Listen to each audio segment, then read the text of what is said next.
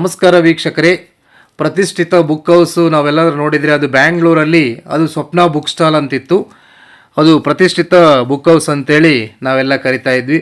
ತುಂಬ ದೊಡ್ಡ book house ಅದು. ಬಹಳಷ್ಟು ಮಹಡಿಗಳಲ್ಲಿ ಪುಸ್ತಕವನ್ನು ಮಾರಾಟ ಮಾಡ್ತಾ ಇದ್ದಾರೆ. ಈಗೇನಪ್ಪ ವಿಶೇಷ ಅಂದರೆ, ದಾವಣಗೆರೆಯಲ್ಲಿ, ಅದರಲ್ಲೂ ಕೂಡ AVK ಕಾಲೇಜ್ ರೋಡ್ನಲ್ಲಿ ಸ್ವಪ್ನ ಬುಕ್ ಹೌಸ್ ಬಂದಿದೆ. ಅದು ಸ್ವಪ್ನ ಬುಕ್ ಹೌಸ್ ಬ್ಯಾಂಗ್ಳೂರನ್ನಲ್ಲ, ಅವ್ರದ್ದೇ ಆದ ಒಂದು ಬ್ರಾಂಚನ್ನು ಈಗ ದಾವಣಗೆರೆಯಲ್ಲಿ ಲಭ್ಯ ಇದೆ. ಇಲ್ಲೂ ಕೂಡ 3 ಮಹಡಿಗಳ ಕಟ್ಟಡದಲ್ಲಿ ಬುಕ್ ಹೌಸ್ ಹೊಂದಿದೆ. ಮೊದಲನೇ ಮಹಡಿಯಲ್ಲಿ ಗಿಫ್ಟ್ ಸೆಂಟರು. ಎಲ್ಲ ಗಿಫ್ಟಿಗೆ ಯಾರಿಗಾದರೂ ಕೂಡ ಗಿಫ್ಟ್ ಬೇಕಾಗಿದ್ದರೆ ಸ್ವಪ್ನ ಬುಕ್ ಸ್ಟಾಲಲ್ಲಿ ಹೋದರೆ ನಿಮಗೆ ವೆರೈಟಿ ಗಿಫ್ಟ್ಗಳು ಸಿಗುತ್ತೆ. ಮತ್ತು 2 ಮತ್ತು 3ನೇ ಮಹಡಿಯಲ್ಲಿ ಪುಸ್ತಕ. ದಾವಣಗೆರೆಯಲ್ಲೂ ಕೂಡ ಪುಸ್ತಕ ಓದುವಂತಹ ಹವ್ಯಾಸವುಳ್ಳ ಅನೇಕ ನಾಗರಿಕರಿದ್ದಾರೆ. ನಾನು ಅವ್ರನ್ನ ಕೇಳಿದೆ, ಈ ಒಂದು ಕಲಿಯುಗದಲ್ಲಿ, ಅದರಲ್ಲೂ ಕೂಡ ಇಂಟರ್ನೆಟ್ ಯುಗದಲ್ಲಿ ಇನ್ನು ಪುಸ್ತಕ ಓದುವ ಹವ್ಯಾಸವನ್ನು ಇಟ್ಕೊಂಡಿದ್ದಾರೆ, ಆ ಪುಸ್ತಕ ಮಾರಾಟ ಆಗ್ತಾ ಇದೆಯಾ ಅಂತೇಳಿ ನಾನು ಅವರಿಗೆ ಪ್ರಶ್ನೆಯನ್ನು ಮಾಡಿದಾಗ, ಇಲ್ಲ ಸರ್, ಸಾಕಷ್ಟು ಪುಸ್ತಕಗಳನ್ನು ಕೊಂಡೊಯ್ತಾರೆ, ಸಾಕಷ್ಟು ಪುಸ್ತಕವನ್ನು ಇಲ್ಲಿಂದ ಮಾರಾಟ ಆಗ್ತಾ ಇದೆ. ದಾವಣಗೆರೆಯಲ್ಲೂ ಇನ್ನೂ ಕೂಡ ಜನ ಪುಸ್ತಕ ಓದುವ ಹವ್ಯಾಸವನ್ನು ಇಟ್ಕೊಂಡಿದ್ದಾರೆ ಅಂತೇಳಿ ಮಾಹಿತಿಯನ್ನು ಕೊಟ್ಟರು. ನಾನು ಈ ಒಂದು ಬುಕ್ ಹೌಸಲ್ಲೂ ಕೂಡ ಕೆಲವು ಪುಸ್ತಕಗಳನ್ನು ತಗೊಂಡೆ. ನನ್ನ ಮಗಳಿಗೆ ಒಂದು ಪುಸ್ತಕ ಅಂತ ಕೊಟ್ಟೆ. ಮಗನಿಗೂ ಕೊಡೋಣ ಅಂದರೆ ಅವನು ಬೇಡ ಅಂದ. ಹಾಗಾಗಿ ಅವನಿಗೆ ಬೇರೆ ಗಿಫ್ಟ್ ಐಟಮನ್ನು ಕೊಡಿಸ್ದೆ.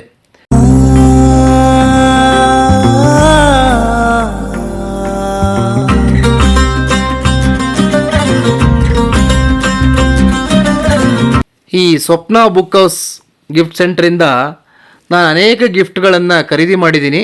ವಿಶೇಷವಾಗಿ ಈ ಮನೆ ಓಪ್ನಿಂಗ್ ಇರುತ್ತಲ್ಲ, ಅಂದರೆ ಮನೆ ಓಪ್ನಿಂಗ್, ಗೃಹ ಪ್ರವೇಶ ಇದ್ದಾಗ ಅವ್ರಿಗೆ ಗಿಫ್ಟ್ ಕೊಡಲಿಕ್ಕೆ ಇಲ್ಲಿ ಬಹಳಷ್ಟು ಗಿಫ್ಟ್ಗಳನ್ನು ಅವ್ರು ಇಟ್ಟಿದ್ದಾರೆ. ಎಸ್ಪೆಷಲಿ ನಾನು ತಗೊಂಡಿರೋದು ಆಲ್ಮೋಸ್ಟ್ ಆಲು ಬುದ್ಧನ ವಿಗ್ರಹವನ್ನು ನಾನು ಖರೀದಿ ಮಾಡಿದ್ದೀನಿ.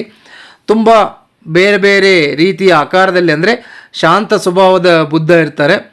ತುಂಬ ಚೆನ್ನಾಗಿರುತ್ತೆ, ತುಂಬ ಅಟ್ರ್ಯಾಕ್ಟಿವ್ ಆಗಿ ಆ ಒಂದು ಬುದ್ಧನ ವಿಗ್ರಹ ಇಲ್ಲಿ ಸಿಗುತ್ತೆ. ಬುದ್ಧನ ವಿಗ್ರಹ ಬೇಕಾದರೆ ಬುದ್ಧನ ವಿಗ್ರಹ, ಇಲ್ಲ ಬೇರೆ ವಿಗ್ರಹಗಳು ಕೂಡ ಇಲ್ಲಿ ಇದೆ. ಯಾರಿಗೆ ಏನು ಬೇಕು ಅದನ್ನು ಕೂಡ ತಗೋಬೋದು. ಹಾಗೆ ಗ್ಲಾಸಿಂದ ಮಾಡಿರುವಂತಹ ಐಟಮ್ಸ್ ಕೂಡ ಸಾಕಷ್ಟು ಪ್ರಮಾಣದಲ್ಲಿ ಇದೆ. ಈ ಒಂದು ಗಿಫ್ಟ್ ಸೆಂಟರ್, ಅಂದರೆ ಸ್ವಪ್ನ ಬುಕ್ ಹೌಸಲ್ಲಿರುವಂಥ ಗಿಫ್ಟ್ ಸೆಂಟ್ರಿಗೆ ಹೋದರೆ ನಿಮಗೆ ವೆರೈಟಿ ಚಾನ್ಸಸ್ ಭಾಳ ಇದೆ. ನಿಮಗೆ ಚಾಯ್ಸ್ ಕೂಡ ಬಹಳ ಇರುತ್ತೆ. ನಿಮಗೆ ಏನು ಬೇಕಾದ್ರೂ ತೊಗೋಬೋದು. ನಿಮ್ಮ ಬಡ್ಜೆಟಿಗೆ ಅನುಗುಣವಾಗಿ ಅಲ್ಲಿ ಎಲ್ಲನೂ ಇಟ್ಟಿದ್ದಾರೆ. 500ಇಂದ ಹಿಡಿದು 1000, 2000, 3000 ಅಪ್ ಟು 10,000ವರೆಗೂ ನಿಮಗೆ ಗಿಫ್ಟ್ಗಳು ಸಿಗುತ್ತೆ. ಎಲ್ಲ ಫಂಕ್ಷನಿಗೂ ಕೂಡ ಗಿಫ್ಟನ್ನು ಇಲ್ಲಿಂದ ಖರೀದಿ ಮಾಡ್ಬೋದಾಗಿದೆ. ನಾನು ಈ ಮಾಡಿದ ವಿಶೇಷ ಅಂದರೆ, ವಿಡಿಯೋ ಮಾಡಿದ್ದು ಯಾಕಪ್ಪ ಅಂದರೆ, ಉದ್ದೇಶ ಅಂದರೆ, ನಾವು ಒಂದೊಂದು ಐಟಮ್ನ ಒಂದೊಂದು ಕಡೆ ತಗೊಳ್ಳೋಕ್ಕೆ ಓಡಾಡ್ತಾ ಇದ್ದೆ. ಈಗ ಎಲ್ಲ ಐಟಮ್ ಕೂಡ ಒಂದೇ ಇದರಲ್ಲಿ ಸಿಗುತ್ತೆ. ನಿಮಗೆ AVK ರೋಡಿಗೆ ಹೋಗ್ಬಿಟ್ರೆ ಅಲ್ಲಿ ಸಾಕಷ್ಟು ಚನ್ನಬಸಪ್ಪ ಅಂಗಡಿಯಿಂದ ಹಿಡಿದು ಈ ಥರ ಬೇರೆ ಬೇರೆ ಅಂಗಡಿಗಳೆಲ್ಲ ಅಲ್ಲೇ ಸಿಗುತ್ತೆ. ಹಾಗಾಗಿ ಎಲ್ಲ ಥರದಲ್ಲೂ ತೊಗೋಬೋದು. ಮತ್ತು ನೋಡಿ, ಇಲ್ಲಿ ನಿಮಗೆ ನವಿಲುಗಳಲ್ಲಿ ಭಾಳಷ್ಟು ಗಿಫ್ಟ್ ಐಟಮ್ಗಳು ಕೂಡ ಕಾಣ್ತಾ ಇದೆ. ಅದನ್ನು ಕೂಡ ನೀವು ಖರೀದಿ ಮಾಡ್ಬೋದು. ಮತ್ತು ವಿಗ್ರಹ ಆಗಿರ್ಬೋದು, ದೇವರ ವಿಗ್ರಹ ಆಗಿರ್ಬೋದು, ಹೀಗೆ ಅನೇಕ ವಿಗ್ರಹಗಳು ಕೂಡ ಇಲ್ಲಿ ನಿಮಗೆ ಲಭ್ಯವಿದೆ ಗೆಳೆಯರೆ.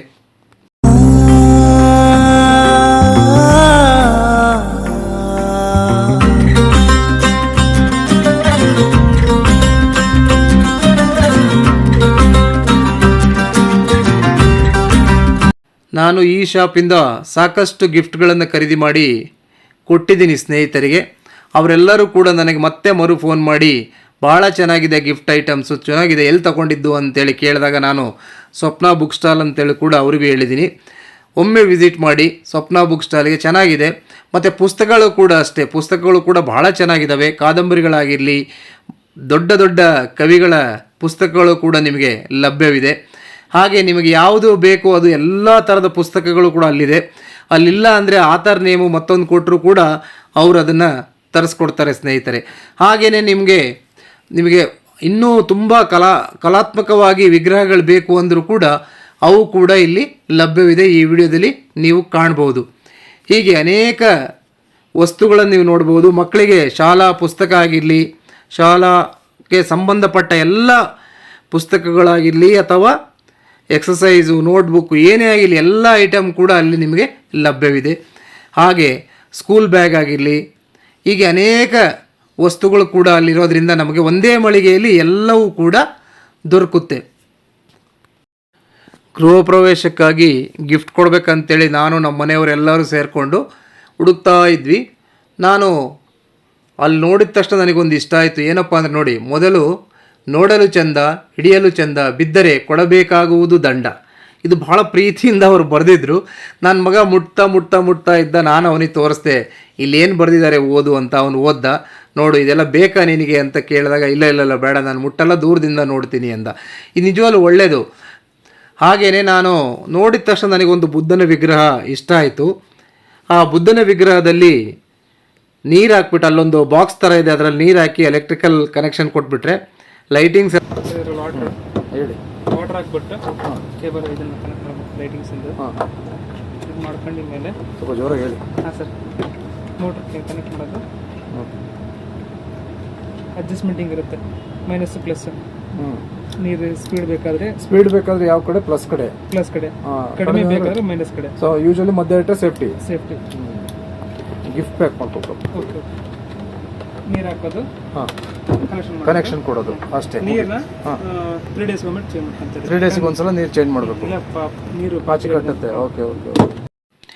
ಬಾಕ್ಸಲ್ಲಿ ನೀರು ಹಾಕ್ಬಿಟ್ಟು ಅವ್ರು ಹೇಳ್ದಂಗೆ ಕ್ಲೀನಾಗಿ ಕನೆಕ್ಟ್ ಮಾಡಿ ಅದನ್ನು ಆನ್ ಮಾಡಿದರೆ ಆ ಬಾಲ್ ಅದೇನು ಮೇಲ್ಗಡೆ ಇಟ್ಟರೆ ನೀರು ಹೆಂಗೆ ಮೇಲೆ ಬರ್ತಾ ಇರುತ್ತೋ ಹಾಗೆ ಬಾಲ್ ತಿರುಗ್ತಾ ಇರುತ್ತೆ. ಬಾಲಿಗೆ ಲೈಟಿಂಗ್ ಕೂಡ ಕೊಟ್ಟಿರ್ತಾರೆ. ಹೀಗೆ ತುಂಬ ಚೆನ್ನಾಗಿ ಕಾಣುತ್ತೆ. ಅದರಲ್ಲೂ ಎಸ್ಪೆಷಲಿ ಸಾಯಂಕಾಲ ಅಥವಾ ರಾತ್ರಿ ಹೊತ್ತು ಎಲ್ಲ ಲೈಟ್ ಆಫ್ ಮಾಡಿ ಇದನ್ನು ಅಷ್ಟೇ ನೋಡ್ತಾ ಇದ್ರೆ ಏನೋ ಮನಸ್ಸಿಗೆ ಶಾಂತಿ ನೆಮ್ಮದಿಯನ್ನು ಕೊಡುತ್ತೆ. ಹಾಗಾಗಿ ಬುದ್ಧನ ವಿಗ್ರಹವನ್ನು ನಾನು ತಗೊಂಡೆ. ಅಲ್ಲಿ ಇನ್ನೂ ಅನೇಕ ಐಟಮ್ಗಳಿತ್ತು. ಬಟ್ ಮನೆ ಗೃಹ ಪ್ರವೇಶಕ್ಕೆಲ್ಲ ಇದೇ ಚೆನ್ನಾಗಿ ಅಂತೇಳಿ ನನಗೆ ನೋಡಿದ ತಕ್ಷಣ ನನಗೆ ಅಟ್ರಾಕ್ಟ್ ಆಯಿತು. ಹಾಗಾಗಿ ನಾನು ಅದನ್ನು ತಗೊಂಡೆ. ಹೀಗೆ ನವಿಲುಗಳು ಕೂಡ ತುಂಬ ಇದೆ. ಬೇರೆ ಬೇರೆ ಆಕಾರಗಳುಳ್ಳಂಥ ಎಲ್ಲವೂ ಕೂಡ ನಿಮಗಿಲ್ಲಿ ಕಾಣುತ್ತೆ. ದೇವ್ರದ್ದು ವಿಗ್ರಹ ತೊಗೋಬೇಕಂದ್ರೆ ದೇವ್ರದ್ದು ತೊಗೋಬೋದು. ಹೀಗೆ ಒಂದು ಸಲ ಬುಕ್ ಹೌಸಿಗೆ ಹೋಗಿ ನೋಡಿ. ನಿಮಗೆ ಓದೋದಕ್ಕೆ ಹವ್ಯಾಸ ಇದ್ದರೆ ತುಂಬ ನಾವೆಲ್ಸ್ ಎಲ್ಲ ಸಿಗುತ್ತೆ. ಬೇಡ ಗಿಫ್ಟ್ ತೊಗೋಬೇಕಂದ್ರೆ ಅದು ಸಿಗುತ್ತೆ. ಇಲ್ಲ ಮಕ್ಕಳಿಗೆ ಸ್ಕೂಲ್ ಬ್ಯಾಗು, ಸ್ಕೂಲ್ ಬುಕ್ಸ್ ಬೇಕಂದರೆ ಸಿಗುತ್ತೆ. ಸೊ ಇನ್ ಒಂದು ಶಾಪಲ್ಲಿ ನಿಮಗೆ ಏನು ಬೇಕು ಎಲ್ಲವೂ ಸಿಗುತ್ತೆ. ದಯವಿಟ್ಟು ಮೊಬೈಲು, ಇಂಟರ್ನೆಟ್ ನೋಡೋದು ಕಡಿಮೆ ಮಾಡಿಸಿ. ಮಕ್ಕಳಿಗೆ ಬುಕ್ಸನ್ನು ಇಡಿಸ್ರಿ. ಅವ್ರಿಗೆ ಈಗಲಿಂದ ಬುಕ್ಸ್ಗಳು ಓದುವಂಥ ಅಭಿರುಚಿಯನ್ನು ಬೆಳೆಸ್ಕೊಳ್ಳಿ. ಯಾಕಂದರೆ ಇವತ್ತಿನ ಮಕ್ಕಳು ಇಂಟರ್ನೆಟು, ಮೊಬೈಲೆಲ್ಲ ನೋಡಿ ಕಣ್ಣು ನೋವು ಮಾಡ್ಕೊಳ್ಳೋದು ಮತ್ತು ಅನೇಕ ತೊಂದರೆಗಳಿಗೆ ಒಳಗಾಗಿದ್ದಾರೆ. ಇದನ್ನೆಲ್ಲ ಬಿಡಿಸ್ಬೇಕಂದ್ರೆ ಮತ್ತೆ ನಾವು ಬ್ಯಾಕ್ ಟು ಫೆವಿಲಿಯನ್ ಅಂತಾರಲ್ಲ ಹಾಗೆ ಪುಸ್ತಕ ದಾಸರನ್ನಾಗಿ ಮಾಡಬೇಕಾಗುತ್ತೆ. ಯಾರೆಲ್ಲ ಈ ವಿಡಿಯೋ ನೋಡ್ತಾ ಇದ್ದೀವಿ ದಯವಿಟ್ಟು ಸಬ್ಸ್ಕ್ರೈಬ್ ಮಾಡ್ಕೊಂಡು ವಿಡಿಯೋ ನೋಡಿ. ಆಲ್ರೆಡಿ ಸಬ್ಸ್ಕ್ರೈಬ್ ಮಾಡ್ಕೊಂಡಿದ್ರೆ ಮತ್ತೆ ಸಬ್ಸ್ಕ್ರೈಬ್ ಮಾಡೋಕ್ಕೆ ಹೋಗಬೇಡಿ. ಜಸ್ಟ್ ಲೈಕ್, ಕಮೆಂಟ್, ಶೇರ್ ಮಾಡೋದನ್ನ ಮರಿಬೇಡಿ. ಸಿಗೋಣ ಮತ್ತೊಂದು ಹೊಸ ವಿಷಯದೊಂದಿಗೆ, ಹೊಸ ವಿಡಿಯೋದೊಂದಿಗೆ. ಅಲ್ಲಿವರೆಗೂ bye. Thank you very much.